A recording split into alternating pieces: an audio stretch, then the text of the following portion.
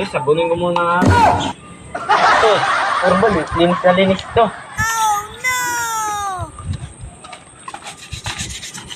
Hoy! Ano yung ginawa mo? Linis! Oh, tama-tama, nakabili ako ng isda sa palengke. Wala kami pang ulam eh. Nasaan kaya yung dalawa? Narito, alam ko nandito sa tambayan yun eh. Uy, ayun pala oh.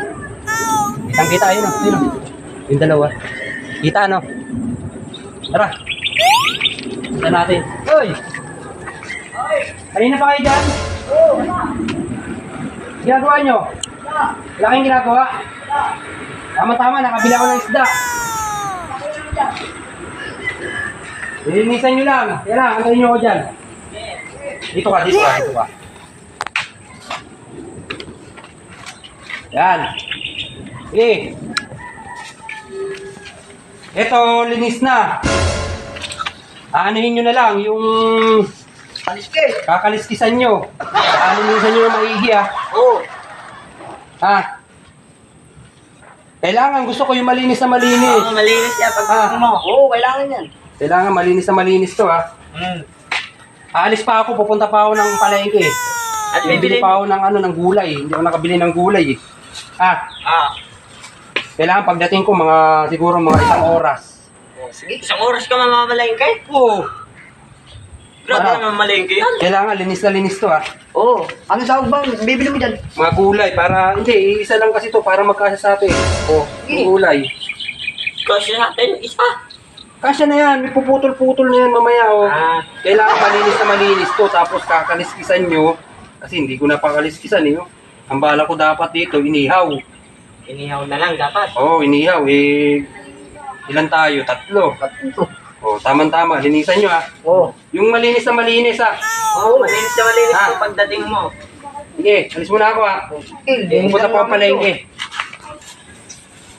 Isda to. Tilapia. Linisin ko na nga to. Napalinis pa sa sanay Kuya Rose eh. Siya nga yung panlinis.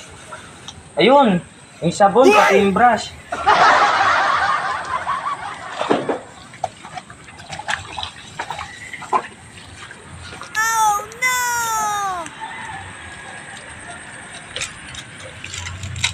Tep, tulungan mo nga ako, Tep. Eh, kaya mo na yan. Isa lang naman yan eh.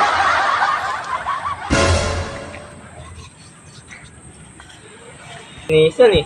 Linisan ko na nga ito. Eh, sabunin ko muna nga ito. Ito, Urban, linis na linis ito.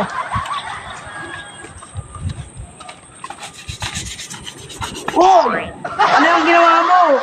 Linis! Bakit mo sinabon? Sabi niya, linisan ko daw eh. Tsaka ang dumi-dumi niya no? Wala naman siyang sinabing, linis. Saan ako maglinis eh. Bahala ka, susumbong kita kay Kuya Rod ah. Nalinis na to.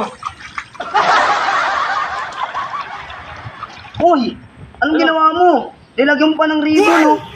Sabi niya, linisan eh. Nilagyan mo, ay nilinis mo nga. Nilagyan mo naman ng ribbon.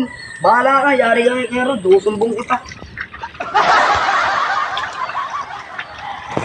Bahala ka, susumbong talaga kita kay Kuya Rod. Nilagyan mo pa ng ribbon, sabing... Ay, Sabi niya, linisan eh. bahala ka dyan, papagalitan tayo sa ginagawa mo.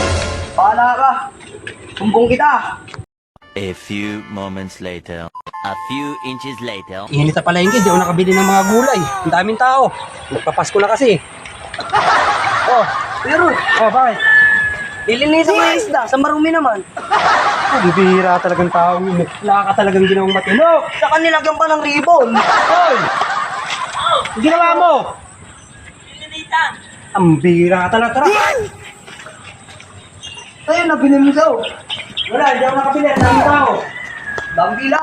Dahil pila sa palengke. Pila-pila. Bihira oh. Ihaw na lang natin yan. Sige. Kung may ihaw pa natin. Oh, tignan mo. Ano ko ang ginawa niyo? Ang bihira ka talagang tao. Ang bihira. Anong ginawa mo? Linisan. Sus, ginawa. Boy. Ang dumi dyan oh. Hindi mo naman sinabing saan ako maglinis eh. Common sense na lang, boy. Ilagyan pa ng Sabi ribbon. ko tulungan mo. Oh, Hindi na talaga ng kukutin nito. Ayan, linis na linis. May ribbon pa. Dugdan ka nito ah. Oh, Ang bihira ka talaga tao ka. oh. Sabi mo linisan. Sinabon ba naman? Sinabon pa. Oo.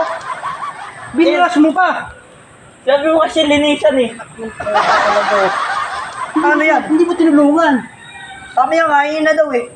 Oh. Tapos paano natin mauulam to? Ang dumi niya no. Hindi mo naman siya na ako maglilinis eh. Sus, ginoo ko daw. Wala ka na dyan. Saan tuloy tayo ulam? Wala kang ulam. Hindi mo taba ako.